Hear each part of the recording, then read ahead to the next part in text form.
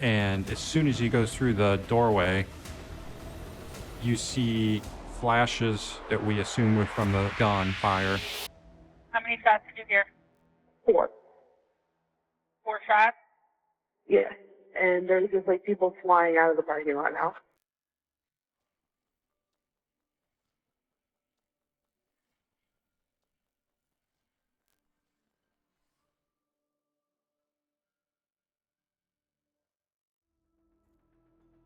Akron 911. I'd like to report a shooting Where? on Main Street at Idaho Bar Grill. Somebody was shot? There was somebody outside shooting. I just heard Okay. it. Akron 911. I live right by the halftime bar, and it just sounded like there was a bunch of gunshots. How many shots did you hear? 4. 4 shots? Yeah. And there's just like people flying out of the parking lot now. Police received multiple 911 calls reporting gunfire outside several local clubs, and officers quickly rushed to the locations. There's always a risk that I or my partner can get hurt. We never know if we could be walking into a nightmare scenario. As we're driving down the street, we see a gentleman in the middle of the road and he's waving his arms. He doesn't have a shirt on. We didn't know if this man was intoxicated or armed, so we approached cautiously. I turned on my body camera as soon as we pulled over.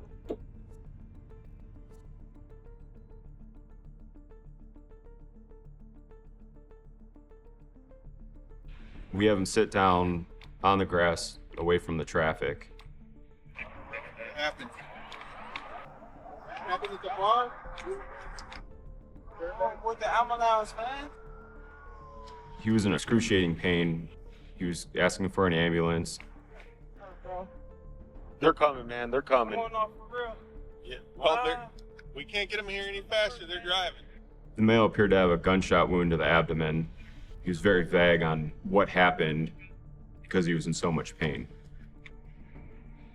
He said he ran down here, so kind of far to run. But We didn't know as if he was the only victim or if others had been shot. There could potentially be somebody out there that is still shooting.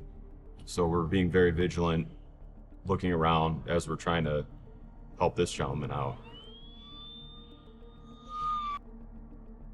Once EMS arrived on scene, one of the officers rode with the victim in the ambulance down to the hospital. See if you can get anything on the way to the hospital, how he went from here to here, so we can find the scene. Yeah, cool. We knew we had to retrace this man's steps after he was taken to the hospital. He did tell us that it happened at a bar, so we kind of just pushed further down the road to the first bar. What happened was a complete mystery. We needed to investigate further. I was standing there by my RV, by the bush, and it went bam, bam, bam, like that. And I think there were shots. There wasn't no fire, I think. That's not a firecracker. 10 minutes ago or something? Or Yeah. I just stayed quiet because I was doing the bushes on the other side of my RV. There was another V in there parked beside mine, Leonard up there. I heard somebody ran past. I'm pretty sure they ran past his van and down over the back of the hill. like through the yard? Through the driveway? I think they must come up the drive. They were close enough I could hear them panting. And they went down over the hill there and back of the house. I wanted to check on my RV for something in there before I could even get into it. I heard those 3 shots go off. Sounded like they were right in there somewhere. You think it was 3 shots or? I heard 3. It was like bam, bam, bam, just like that. Well, we're out here now. We're going to be checking the area, okay? Okay. All right, thank you, sir. Sure. After speaking with the gentleman, police began checking the area, and what they found was truly shocking. As we're checking the area, we approached a wooden fence, and at the end of the wooden fence, there's an opening.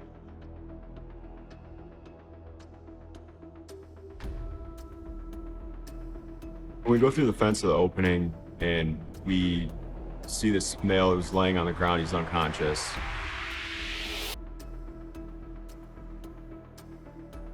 We didn't know if he was shot or if he was intoxicated. I don't know where he's hit at. He might not be hit. He might be overdosing. Oh, there's one. Yeah. As we're checking him, that's when we noticed he had a gunshot wound. We checked his pulse, and we weren't getting any response from him, so that's when we decided to do chest compressions. And we called EMS. The male appeared to be in his late 20s. There wasn't anybody around him. So at that point, we weren't sure if this male we just found was linked to the other victim that we found on the street. We observed the victim's ID lying next to him. We identified the victim as 26-year-old Darien Hardison. What's the status on EMS? We need him right behind the King's Auto. Somebody go over there and help him. We're trying to render first aid and try to help this gentleman, but one of the bigger concerns was that we were very close to an after-hours bar with 50 or 60 cars in the parking lot. Fine, we're gonna need more units because it's right by this large bar. People are gonna start seeing us here soon. Any kind of bar on a Friday night, you don't know how many people are going to be there and what to expect. Hey, units en route to here. Straighten them out to do compression. Okay, all right. The victim's barely clinging on to life. And it's very important that we get this gentleman first aid. Right over here. When EMS arrived, they took over for the officer that was doing chest compressions. He's back here. I can't tell. But unfortunately, the victim was pronounced dead. A call that started off as a shots fired call is now turned into a homicide. And we don't know who the shooter is. We don't know if he's still armed or if there's other victims. We don't know where he's at, if he's still in Akron, and what he's capable of. Police secured the area with tape and began searching, discovering crucial evidence and clues at the scene. Look for evidence on the ground, any weapons, anything else. We were checking the parking lot, looking for any shell casings or a blood trail. We weren't sure what we were dealing with. Nothing was really adding up. No one's coming in here. So I helped by putting up police tape, just trying to keep people out of the area. The bar that was right by us had a reputation of fights, shots fired calls, people in the bar with guns, drug activity. We were there quite a bit at that time. We arrive on scene about 30 minutes after they find Darien Hardison deceased. Patrol still wasn't clear on exactly where the shooting occurred. We just knew where the victim was found, in the back parking lot between two bars. After speaking with the bouncers, we became aware that there was an altercation over a cigarette outside of the back of the bar just prior to the gunshots. At this point, we didn't know if the victim at the hospital was related to Darien Hardison, who was found deceased. So we're just kind of flying blind. The camera right here and the outside door right here. We did notice there was cameras inside the bar and outside the bar. Police reviewed nearby CCTV footage, and what they saw in the video shocked everyone.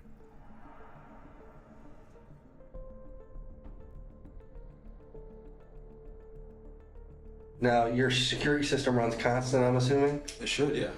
Okay. It should be 24 hours a day. But it was pretty clear that there's a time frame that's actually missing from the video. And the time frame that actually is missing is during the incident where the shooting occurred.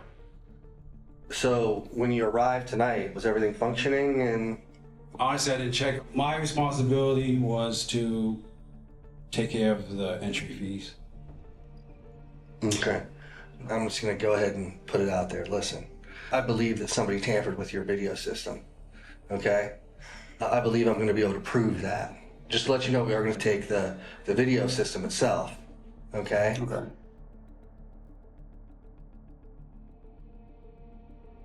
So at that point, we're pretty confident that someone tampered with this video to try to delete or erase the portion of the video that showed the shooting occur.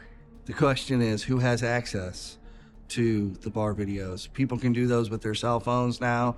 You can have access. There's been people in and out of that back office. We have no idea how many people have access to it. It could be our shooter intentionally deleted the video, but it's extremely frustrating because that's a key piece of evidence that is in jeopardy now.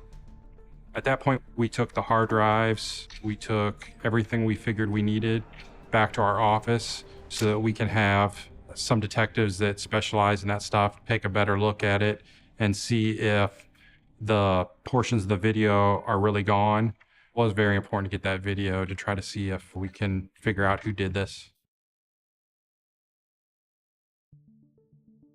Detectives went to the hospital to check on the gunshot victim, Derek. He was highly intoxicated and had no known connection to Darien Hardison. Since he wasn't very cooperative, investigators returned to the case, determined to uncover the mystery. The following morning, I actually went to the autopsy, and the medical examiner was able to determine that a single gunshot wound that actually entered his upper right arm, went through his chest cavity, struck his heart, nicked his liver and his lung, and then exited out of the left side. So it was one single gunshot that actually killed Darien Hardison. Right now, we had a lot of little pieces, but we didn't have a full story of actually what had occurred yet. Investigators managed to recover about 90 to 95% of the evidence, and soon after, they finally uncovered the truth. There were several different camera views. One of them faces the back door where everybody's entering. There's also one that's in the stairwell, showing everybody coming in and out of the bar. And there's several cameras that actually are inside on the bar side and then on the dance floor side. From the one camera view, you could actually see two guys standing outside the back door. One of them matches the description of Derek, the surviving victim. He is a taller male. And then the other gentleman had on a dark hoodie, and that one appeared to be Darien, our homicide victim. And they were outside by a little short wall, and it looked like they were smoking a cigarette. And then you see another gentleman come up the stairs, come out the back door, and after maybe 20 seconds or so, you see him come back in and approaches people on the dance floor. You see one of the females, she goes over and picks up her purse, brings it back over to him. They're kind of in a huddle, and you see her hand him something from her purse. At that point, our suspect quickly starts to walk away from the dance floor. He goes back up the staircase, and as soon as he goes through the doorway, you see flashes that we assume were from the gun fire, and you see everybody start to react. The security guard's kind of ducking, and then that's when you see the suspect turn to come back in the bar, and he's confronted on the staircase by his four friends, and they're waving for him, let's go, and they grab him and they all leave the scene. The video didn't end up being the magic bullet to solve the case. It really gave us a great place to start. We couldn't make a definitive ID on the shooter from the video, but we were able to hone in on a group of his friends or people that he seemed to be hanging out with, and we had some really good shots of them. We knew if we can figure out who they are, they're going to eventually tell us who he is. We knew that the female on the dance floor handed our suspect something from her purse. We're assuming at that point it was a gun. So it was really important for us to try to locate them to find out what their story was, how they were involved. We're pretty confident the man that we seen coming down the stairs in the sweatshirt and the baseball hat was our suspect, and he was the shooter that was involved in the homicide of Darien Hardison. With an armed and dangerous shooter on the loose, we needed to get him off the streets of Akron fast.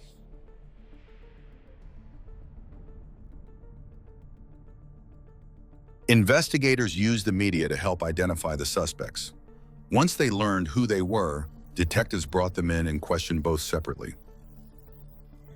So the first one that we interviewed was Tarika, and it was pretty clear to us that she didn't want to be there. There's a reason why you're down here. There's a reason why your photo's out there. We just want to get your side of the story. Okay? At first, they didn't reveal who the shooter was. But when they realized she had been arrested for murder, they finally spoke up and mentioned a man involved. I'm gonna tell you what I remember. When they said it was a shooting, they had to come get us off the dance floor and tell us that it was tightened up. I literally didn't even hear no gunshots. I know we all did go out, but that's all I remember is go out. It was me, Tierra, Tommy, Bizzle, and Lucky. Who's Bizzle? That's Bizzle. Okay. Give me Bizzle's actual name. I think Quentin. And we asked her who the other individual was in the photos, who was our suspect. She kind of danced around it, but then she said that, that's somebody she knows as Bizzle.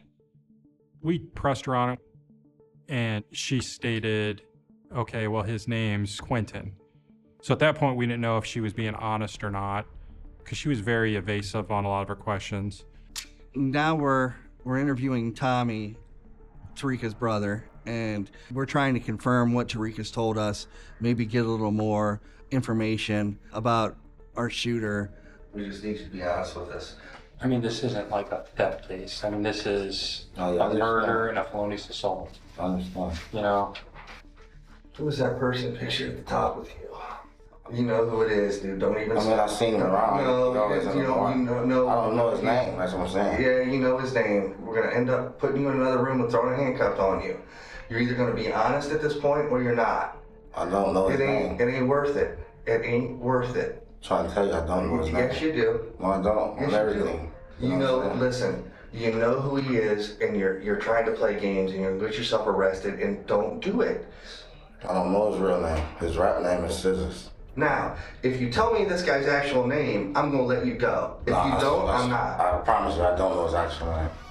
I promise you, I don't. If I did, I would have gave it to you. I wouldn't have gave y'all his rap name and not his real name. How would you get in touch with him? Oh, I just want to honestly answer. How it is, like I'm still gotta watch my back. I don't know if the dude killed me or anything. You know what I'm saying? So. As we pressed him, he said, "Oh well, his name is SZA. He's a rapper." We knew that wasn't true. As we're interviewing him, Tommy just seemed like he was scared. And that's a big obstacle that we have to overcome in law enforcement, is people are afraid to be labeled as a snitch. Well, when we get there, we go to the bar. Star and Resign, they split off to go somewhere. And we all at the bar. Who's Star? That's the one that's over there. That's your Terica. sister? That's Terica. Who's Lazan? That's the other one in the picture. So as we're interviewing Tommy, he ends up identifying another unknown individual from the surveillance video that is seen handing something to our shooter. He gives us the name of Lazan, and that's someplace else that we can go. Our next mission is to get Lazan in an interview room as quickly as we possibly can. So we did have a potential first name and nicknames that they both had for the suspect. And we also had identified the other female that was with them, who was Lazan. So investigators contacted the man for questioning to gather more information about the case. Thing number one is, this entire incident is on videotape. Everything we're going to be asking you about, you already know, because it's on video. I'm willing to tell you everything that I know personally. I don't know much, and I was drunk out of my mind. I know who did, but I just feel like I'm being put into a compromising position, and I feel like if I'm going to go to jail, what is the point of me even saying anything? Because your cooperation is going to have a lot to do with how long you stay there. It was kind of clear from the video, too, that she was pretty intoxicated dancing on the dance floor. She said she wanted to try to tell us what happened. She wanted to be honest. So we were drinking, kicking in. It's a little blurry to me, but I remember me and QB were dancing. You and who? The suspect. What's his name? Well, I call him QB. Whatever y'all had his name as, I don't know. That's just what we call him. I promise you, I didn't have no gun. I know that. For 100% fact. Well, I mean, the video shows what it shows. So what am I being charged with again? She claims she didn't carry the gun, but revealed that the main suspect went by the nickname Bizzle. They call me Q Bizzle. She said Bizzle. She had his number actually in her phone. And so she gave us his phone number. She gave us enough information that would help during the investigation. We did still charge her with bringing a firearm in a liquor establishment for carrying a concealed weapon and some other charges, and that was based off the video footage that we felt showed that, you know, what she did hand him was a firearm. With the evidence in hand, investigators identified the suspect as Quentin Tyler.